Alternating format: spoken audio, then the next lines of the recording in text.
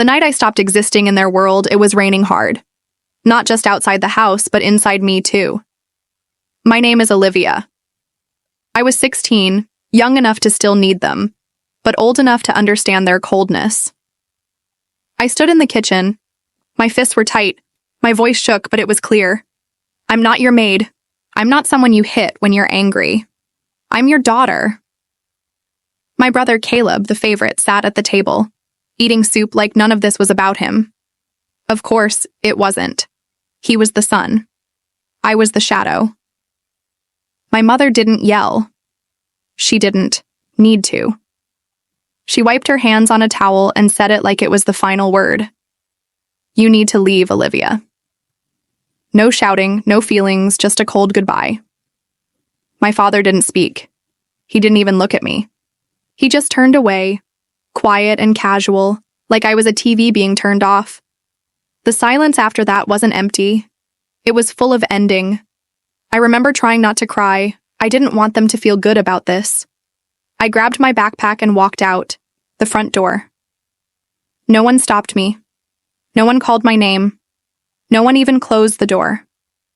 The rain hit my face hard. I had no plan.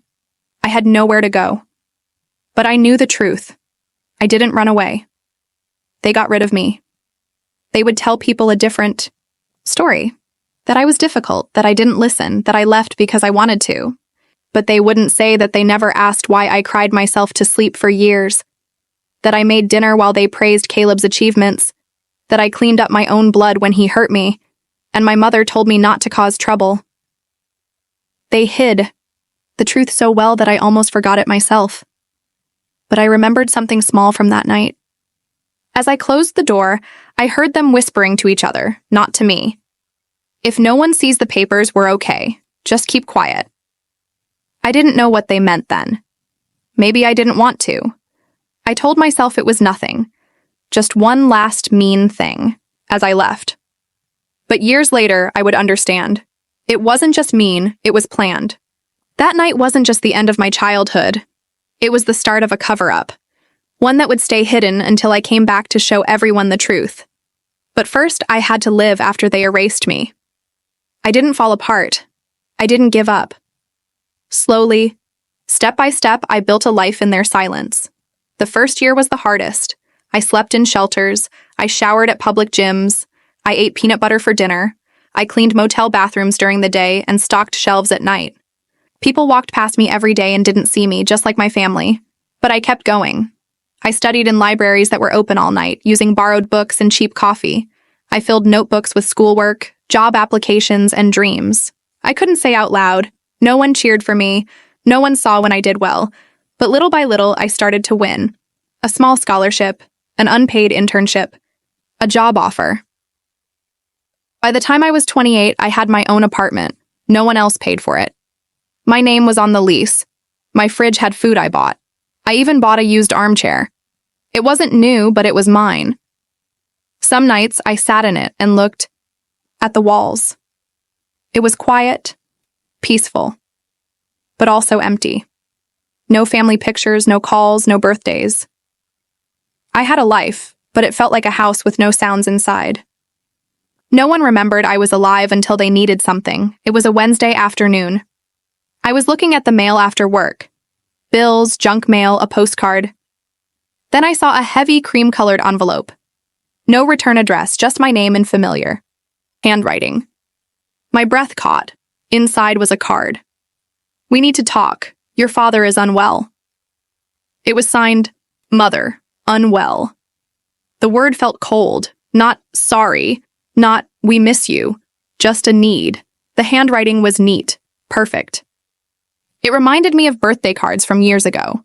Cold, careful, unwell. Why now? After all this time? A small, bitter laugh came out. They only reached out when they needed something. Still, something made me keep the card. Not because I forgave them, not because I believed them, but because it made me wonder again, did I ever mean anything to them at all? And I knew I wasn't going back to make things right. I was going back to find out the truth. The neighborhood looked smaller than I remembered. The trees weren't as tall. The house looked old. The paint was peeling. One shutter was crooked. The porch light flickered like it was tired. But it was the same address. My hand shook a little as I parked across the street. I sat there for a minute, looking at the windows. Would they know I was near? Stupid thought. I was never really seen in that house. I got out of the car. The gravel crunched under my shoes as I walked up the driveway. My heart beat fast.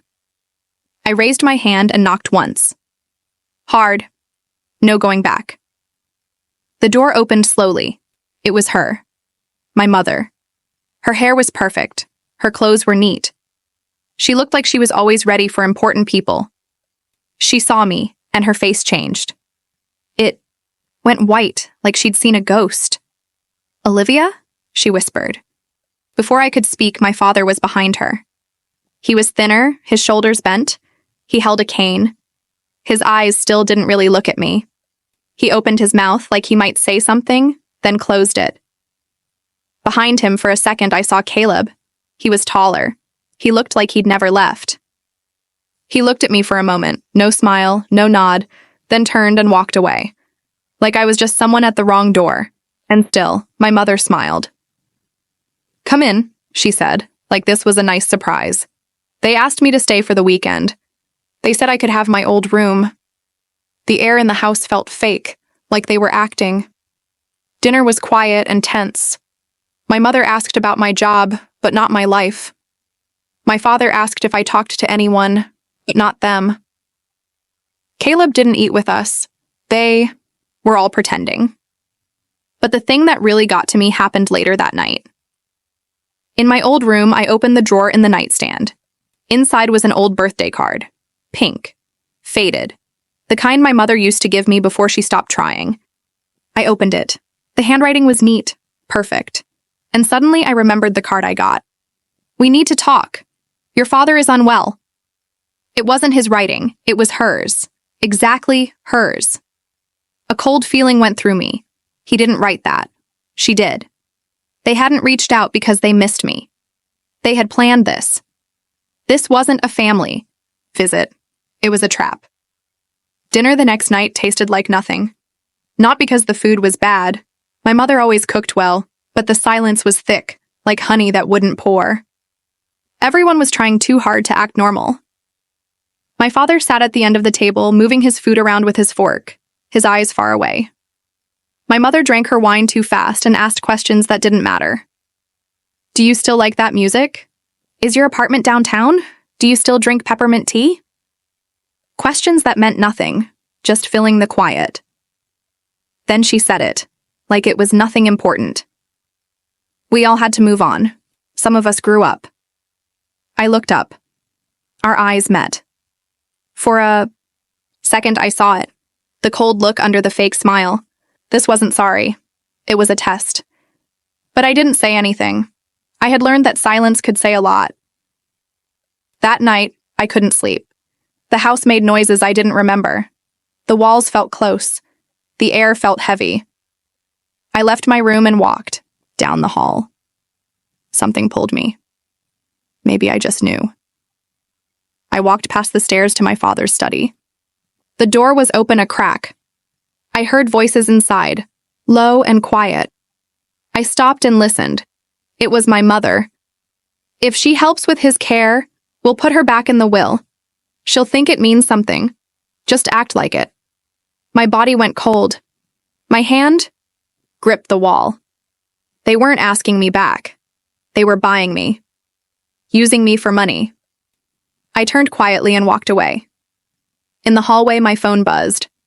A message from a cousin I hadn't seen in years. Someone who was always quiet and watched everything.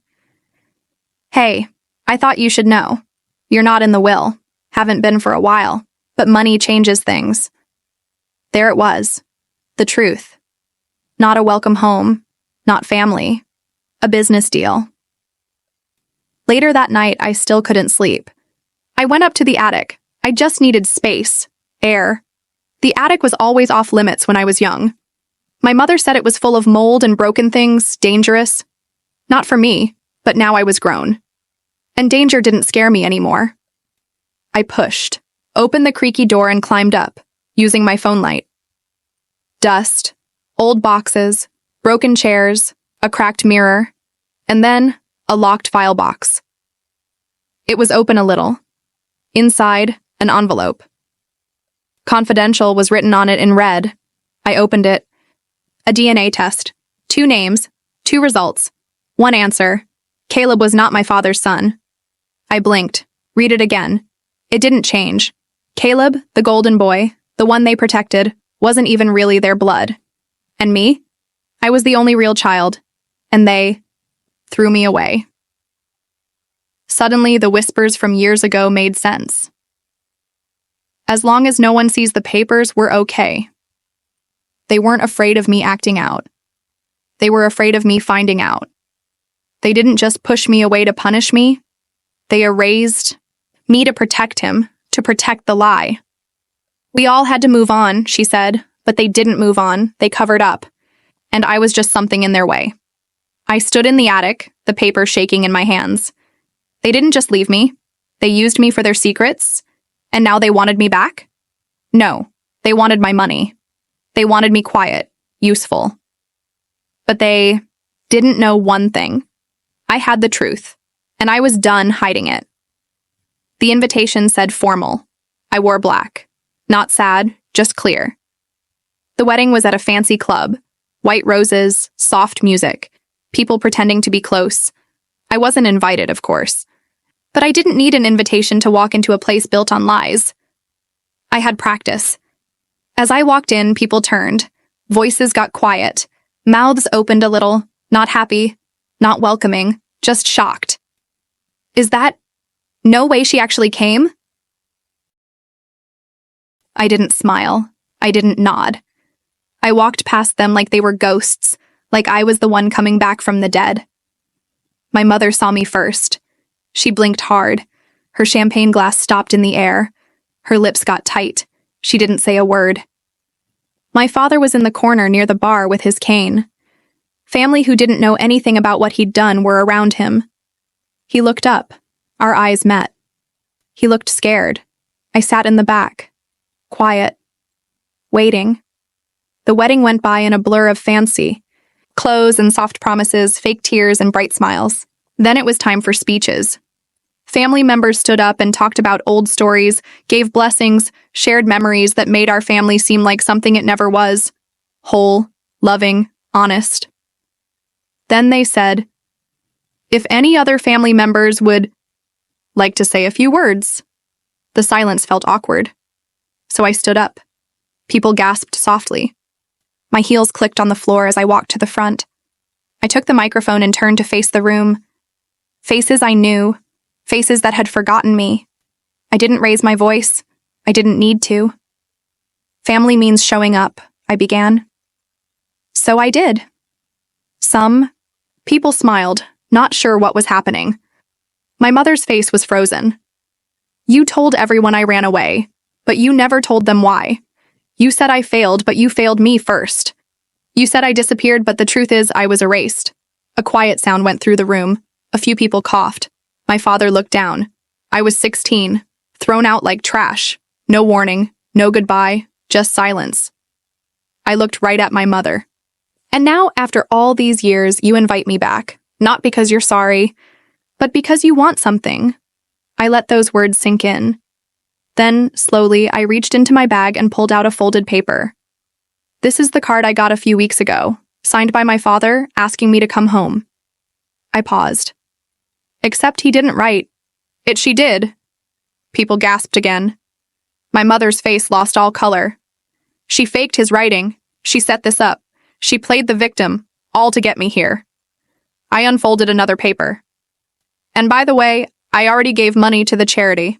Quietly. 2 weeks ago. Not because I wanted to thank you, but because I wanted to see if you would still lie, even after I helped. People started whispering, looking around.